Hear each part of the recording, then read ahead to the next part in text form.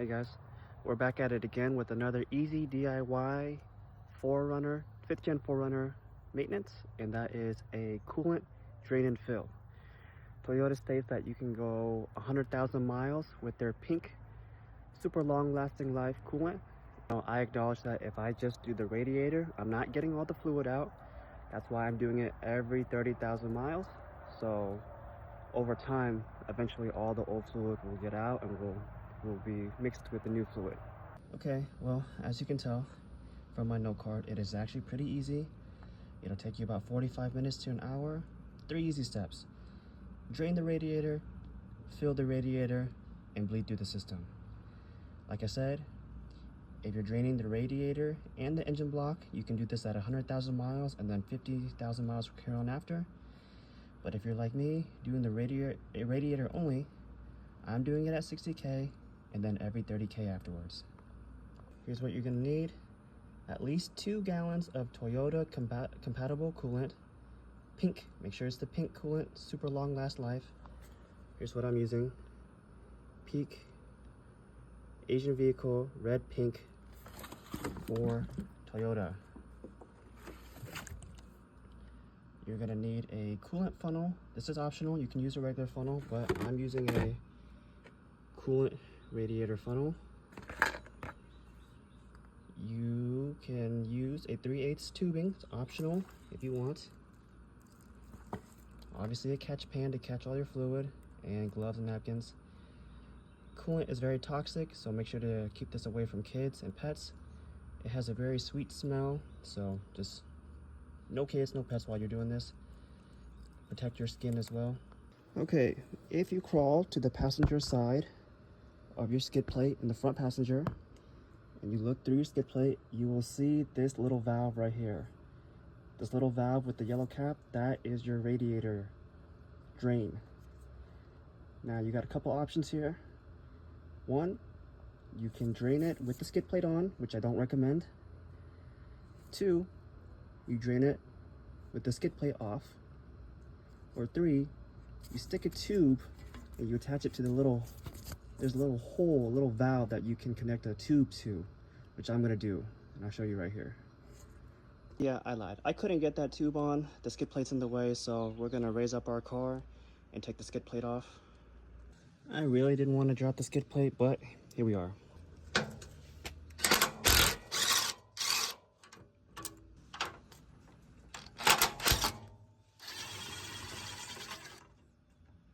Take out this one and this one, so that's 4.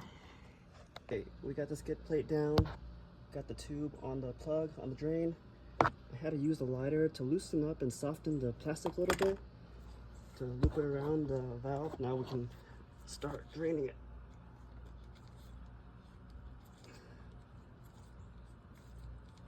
There we go.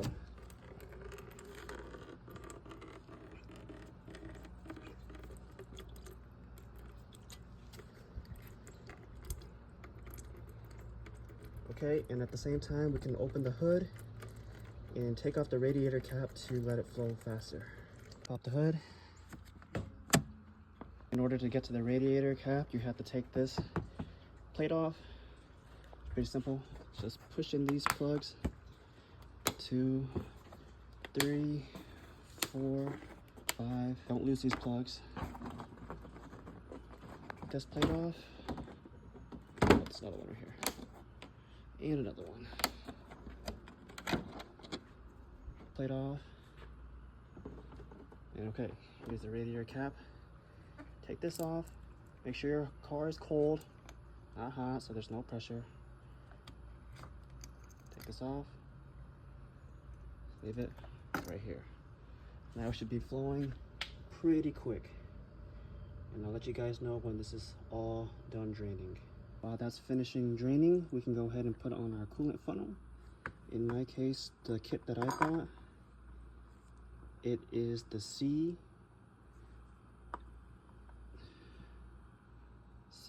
I'll show you how to put it on with the rubber seal facing down. Put this cap on. You got it on. You're gonna twist to lock it in place. Boom. And you want to place the funnel on top just like so. And we can remove this plug. Alright, it's finished draining, and I just wanted to give you guys a visual representation. We got about exactly 5 quarts, about 4 something in here and a little bit in here, so about 5 quarts came out of the radiator. Let's lock it up and put the skid plate back on, and we'll get ready for the next step. Alright, we're gonna tighten up this valve, just hand tight, nothing crazy, finger tight, hand tight. Okay, take your tube out. Let's put back on our skid plate. Remember the 4 bolts that we took off?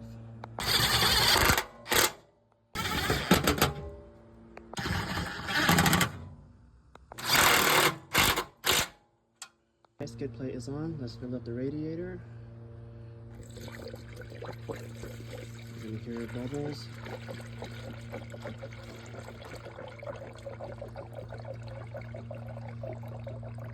You can fill it up until it stops. Let's see. Those bubbles are air getting out of the system.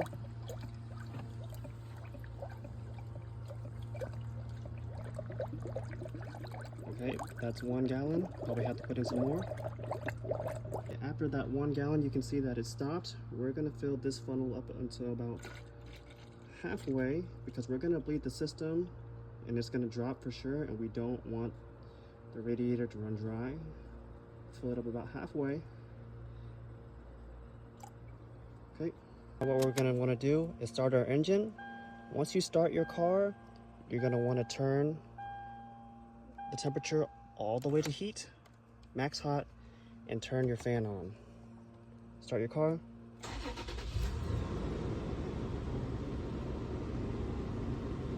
Okay, max heat, turn on the fan.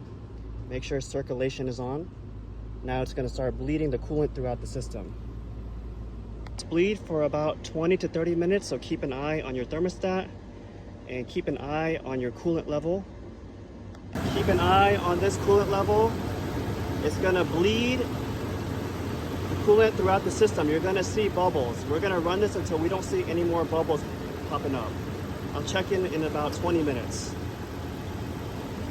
Make sure high circulation is on, AC off, max heat.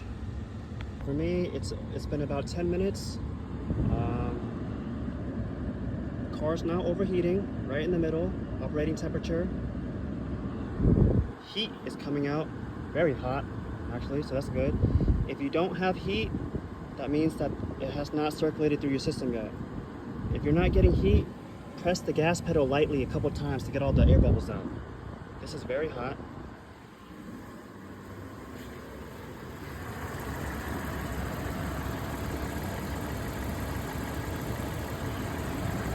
Doesn't look like there's any bubbles. And the fan is running. I'll probably let this go for another few minutes and then we should be good to go. As you can see, it's still working the bubbles out. That's what you want.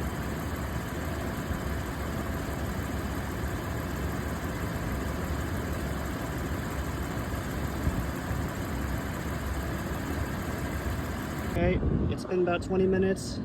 Temperature is still good, right in the middle, operating temperature, not overheating. Heat is coming good. There's still bubbles coming out, so I'm gonna wait another 10 minutes and that should be good. A total of 30 minutes. It's been 30 minutes, heat is really hot, temperature is good.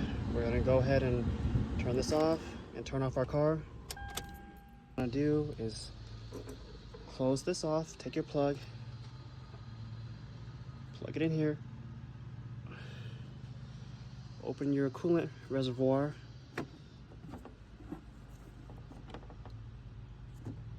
Okay, and we're gonna take this out carefully.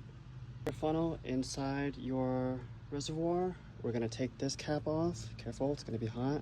We're gonna put our cap back on, tight, and we're gonna fill up our reservoir, top it off.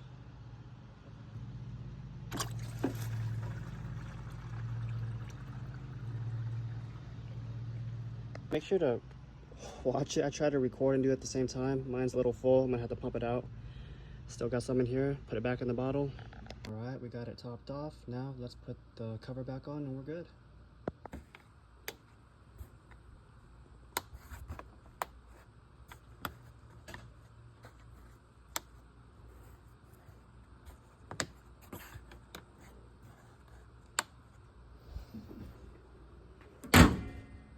All right guys, and just like that, you've done another major service on your 5th gen 4Runner.